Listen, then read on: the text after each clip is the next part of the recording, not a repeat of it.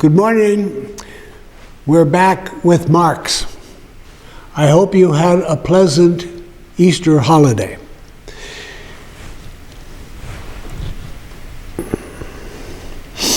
Last time, or was it the time before, we were talking about alienation, right?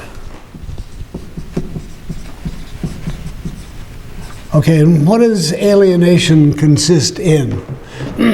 Okay, alienation is, well, it's literally, the word is ent, frem, doom. Okay, and fremd is foreign. F-O-R-E-I-G-N, I'll get it. Or strange.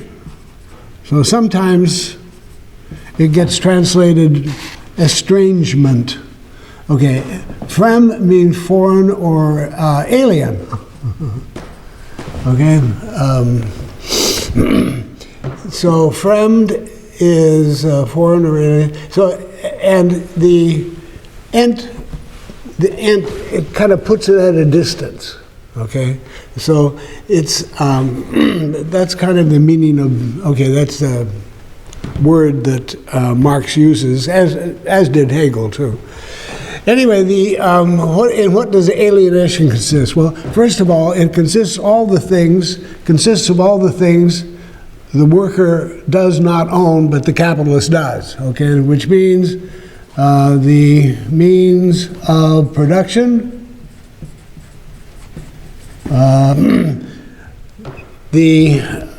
remember the worker in the guild system owned his tools.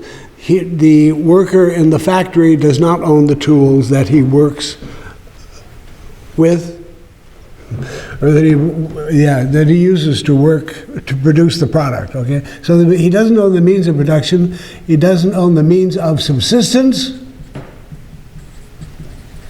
Now, presumably, he could grow his own garden in his backyard. However, when he comes home from work, he's probably too beat to do so. Anyway, and then what else? He doesn't own. He's alienated from nature, right? Alienation from the means of production, the means of subsistence, and he's alienated from nature. But of course, for Marx, nature is simply raw material. Again, that's not natural resources. It's because the natural resources has to be worked on with labor in order for it to become raw material. So he's alienated from nature, and I forget what else. There's something else. Okay, so he's alienated from all those things that the capitalists. Well, okay, put it simply, he's alienated from any private property, right? Because the capitalist owns all that stuff. Okay, but he's also alienated from the product produced.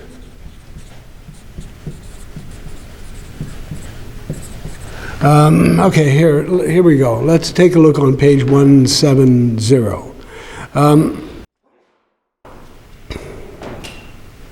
Okay, the third line on page 170. Finally, the alienated character of work for the worker appears in the fact that it is not his work. It's not his work. In other words, the shoemaker in the shoemaker's guild would make a pair of shoes to fit the customer and would put his name on the product. The worker in a factory, in the GM factory, does not put his name on the Chevrolet that rolls off the assembly line.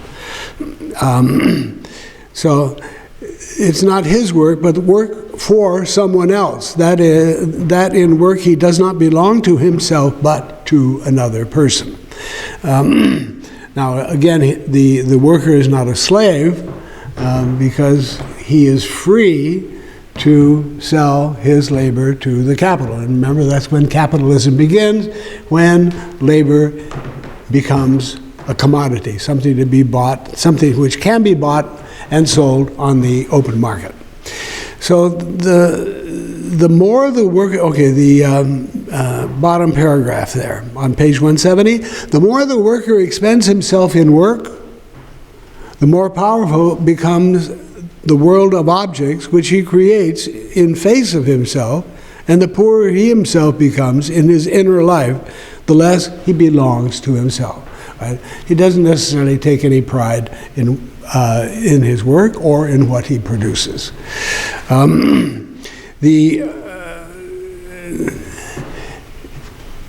more he works, remember, it's the surplus value. Remember the surplus value?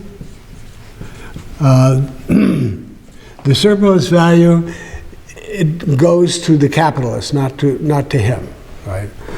Which means that the capitalist gets richer, and because the alienated worker does not own the means of subsistence, but rather consumes the means of subsistence with his wages, he becomes, well, he doesn't get anywhere. According to Marx, actually becomes poorer. And the beast becomes bigger and stronger. The worker puts his life into the object, and his life then belongs no longer to him, but to the object. Okay, flipping over to page 171. The object produced by labor, its product, now stands opposed to it as an alien being, as a power independent of the producer. The product of labor is labor, right, which has been embodied in an object and turned into a physical thing. This object is an objectification of labor. He uses the German word Vergegenständigung. Yeah.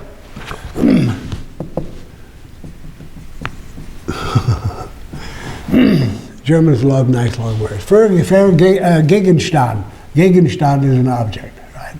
So the labor that produces the product represents an objectification, right? It's made into an object. However, okay, he's also he's alienated from he's alienated from any kind of private property. The means of subsistence includes also his dwelling, right? Which he doesn't own. And let's see what else. Oh yeah, he's also alienated, as we will see very shortly, over on page 186.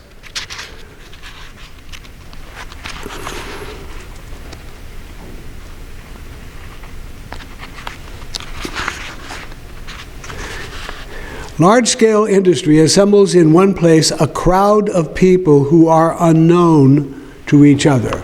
So he's alienated also from his fellow workers. Right? And even if he joins a union, right?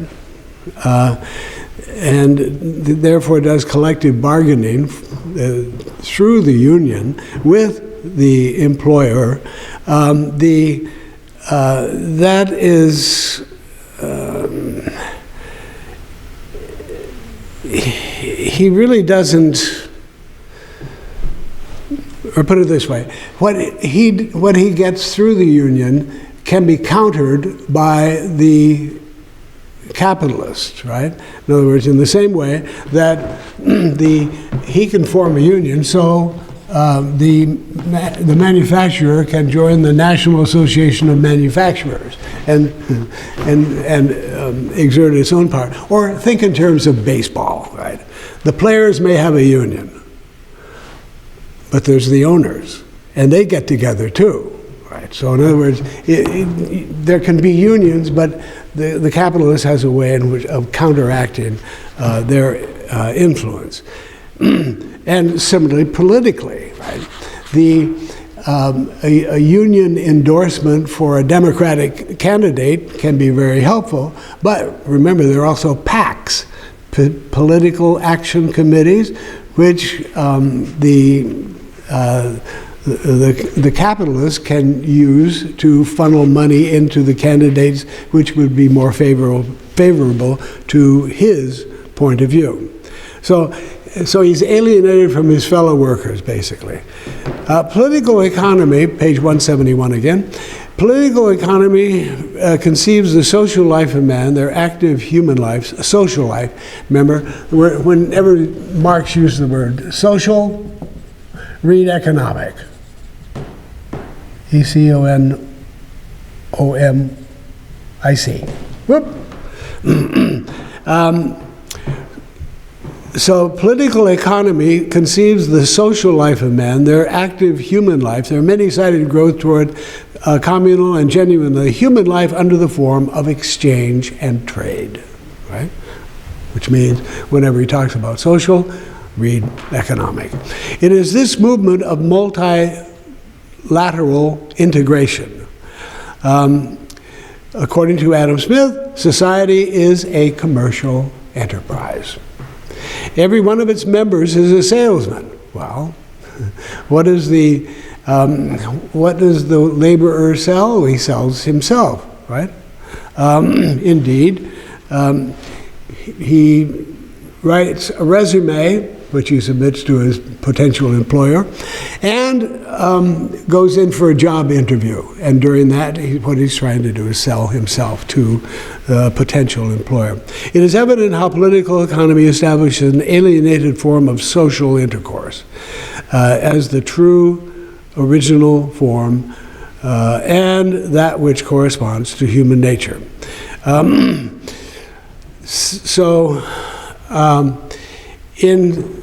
Well, remember, if identity, right? If identity is created through labor,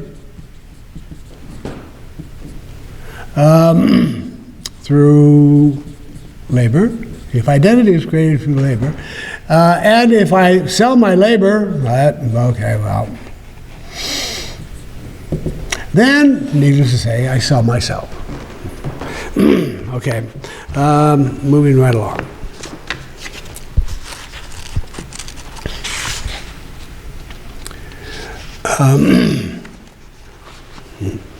On page 172, about the seventh line down there, that this intermediary becomes a real God is clear, since the intermediary is the real power over that which he mediates to me. Okay, what he's talking about there is, the almighty dollar, right?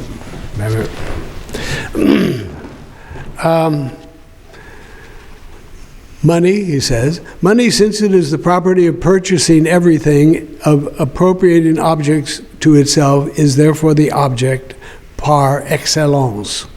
Okay, remember what money is. Okay, maybe we better go, probably it might be well to take a look and see what exactly he says about before we do that, let's take a look on page 174, about 2/3 of the way down the page there. Never in any earlier period did the productive forces assume a form so indifferent to the intercourse of individuals as individuals, right? They're alienated from his fellow workers because they're all competing for these miserable jobs. Because in these periods their intercourse was still limited. On the other hand, confronting these productive forces is the majority of individuals from whom these forces have been sundered, and who, robbed in this way of all the real substance of life, they become abstract individuals. Of course, the word abstract in Marx, as in Hegel, is not good. Remember, the state is abstract for Marx, but who by this very fact are enabled to enter into relation with each other as individuals. Okay, let's take a look. Let's take a look at money.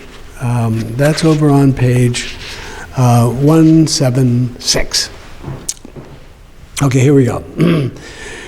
We have seen the money form is only the reflection in a single commodity of the value relations between all commodities. Okay, what is the price of money? Well, it depends on what the money is. What is money? That money is a commodity.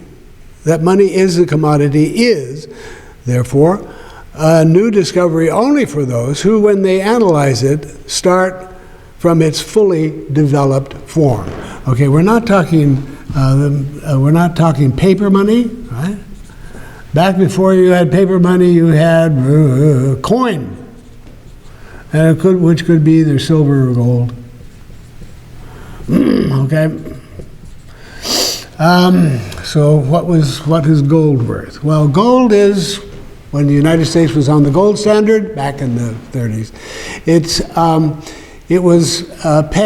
gold was pegged at $35 an ounce, right? You'd say, well, the value of gold is, well, there's a value to gold. I mean, it's good for filling teeth. It's good for filling teeth. However, as anyone knows, any dentist knows, the gold is a very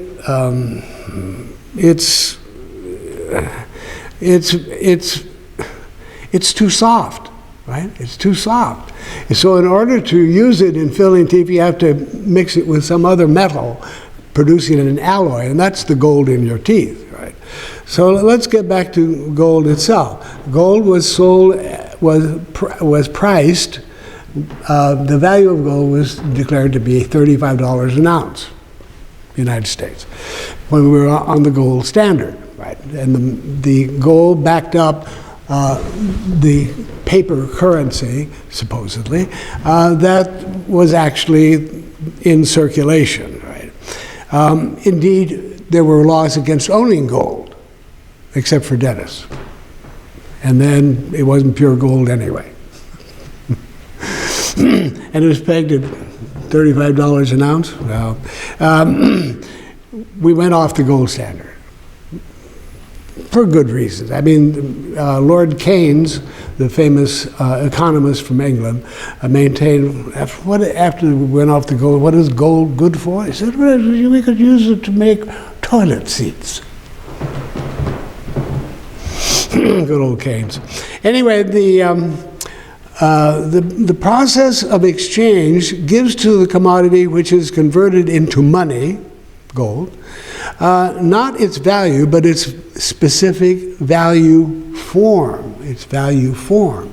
In other words, the gold coin, the $20 gold coin, it had a specific value form. The $20 gold coin. The process of exchange gives to the commodity which is converted into money not its value, but its specific value form. Okay, so what is gold worth? It's $1,600 plus minus. $1,600 an ounce now, or on the commodity exchange, right? It's set by a group of bankers, used to be in London, The price of gold was set by them, but it was relative to what was being traded, right? However, remember, before there was gold, or silver or gold for coins, money. Remember, the first piece of money was the cow. Okay. The problem with the cow was you couldn't fold it up and put it in your wallet. It was a rather inconvenient form of currency. However, it was a basic value. Right? So by confounding these two distinct things, some writers have been led to hold that the value of gold and silver is imaginary. Oh no, it's not imaginary. However, what is the value of something, right? What is the value? Well, the value of gold is roughly $1,600 an ounce. I forget what silver is. Sometimes 15, 16 bucks an ounce. What is the value of a work of art? Okay.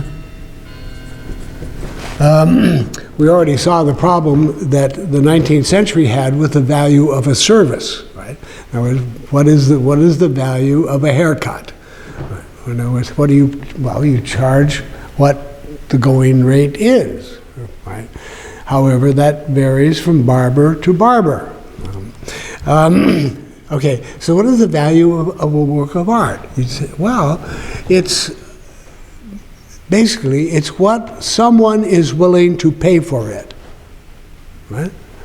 And of course, you determine what somebody is willing to pay for it by auctioning it off at Sotheby's or some art house.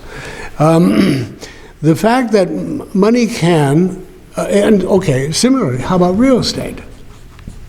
What is the value? What is the value of a piece of property or a house, for example? You'd say, well, it's whatever the county assessor assessed it as its value at. Wait a minute. How does he know what the value is? Well, you take a look at what are called comparables. If the house next door is sold for such and such, and your house is next door, very likely your house, if it's somewhat similar, and not a huge mansion, it will probably go for roughly the same price, right? So you compare different things, sometimes to determine their value. The fact that money can, in certain functions, be replaced by mere symbols of itself. Okay, money is a symbol. What's a symbol? Well, a symbol is a symbol, a red rose. What is the red rose a symbol of? Well, it's a symbol of, you give it to a fair damsel, it's a symbol of love. Or a dozen roses, or it can be a sign of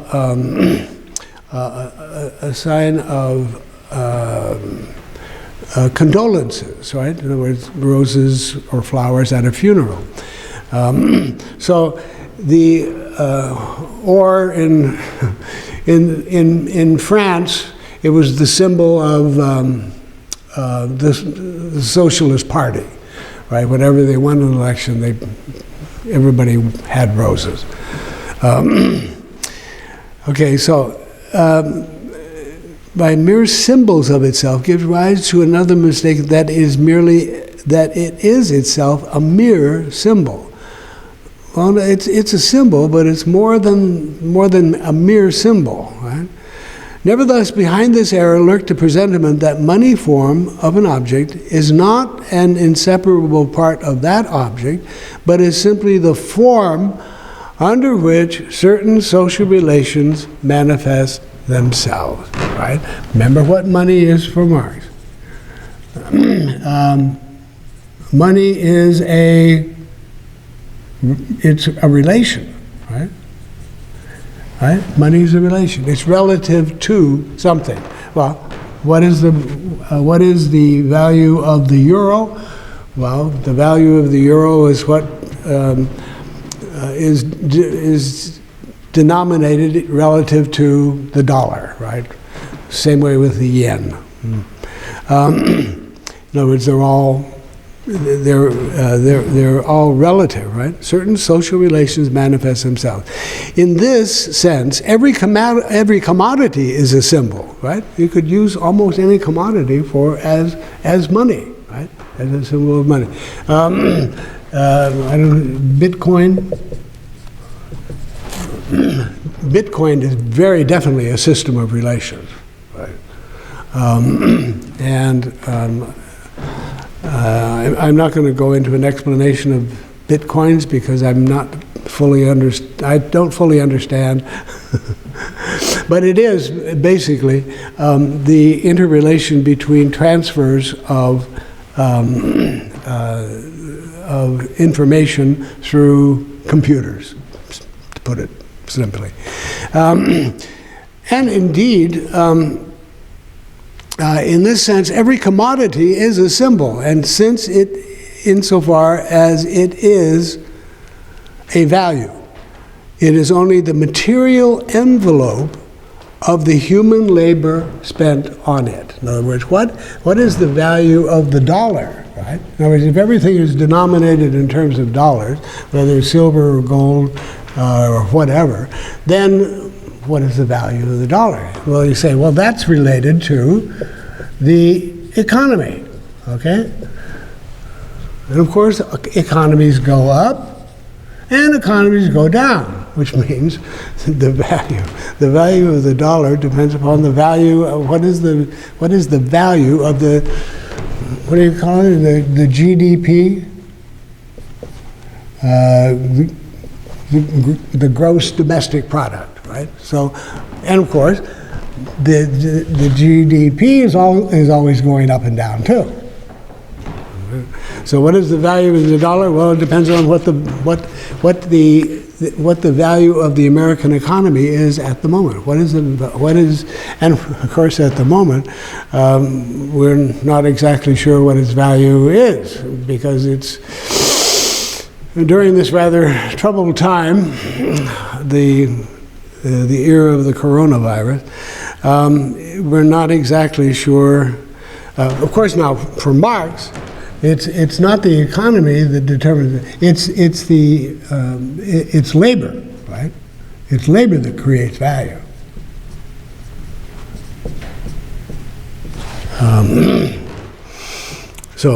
It is only the material envelope of the human labor spent on it.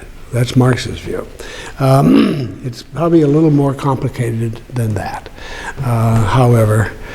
But while it is asserted that the social characteristics assumed by objects or the material forms assumed by the social qualities of labor on the basis of a definite mode of production, right? In other words, there's going to be a different meaning of the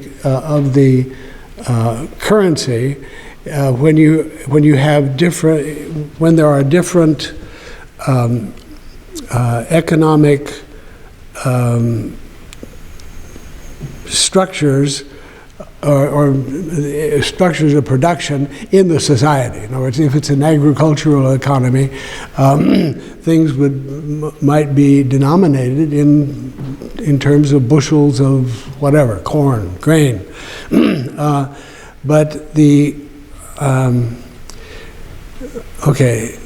assume that the social quality of labor on the basis of a definite mode of production, there are different modes. Whereas in an industrial economy, you're going to get a different meaning for money, and that's it. But anyway, Marx insists they are mere symbols, and at the same time asserted that these characteristics are arbitrary fictions produced by the human imagination. Okay, the value of a currency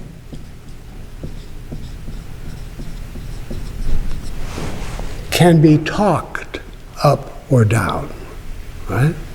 In other words, it may be to the advantage of the United States to for the Fed or even the political establishment in the United States to talk down the value of its currency in order to make its products cheaper to buy on the international market, right? So it may be to the advantage of the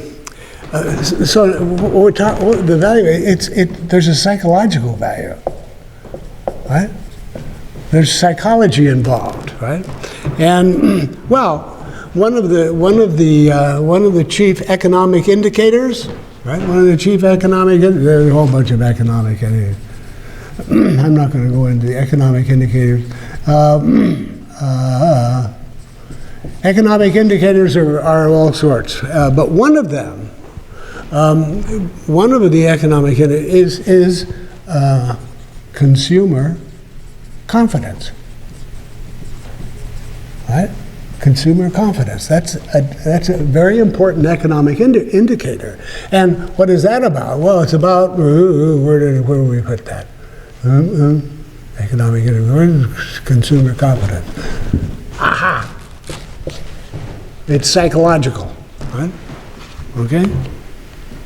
So when Marx talks about the arbitrary fiction produced by human imagination, he's talking about something very real in economic terms, right?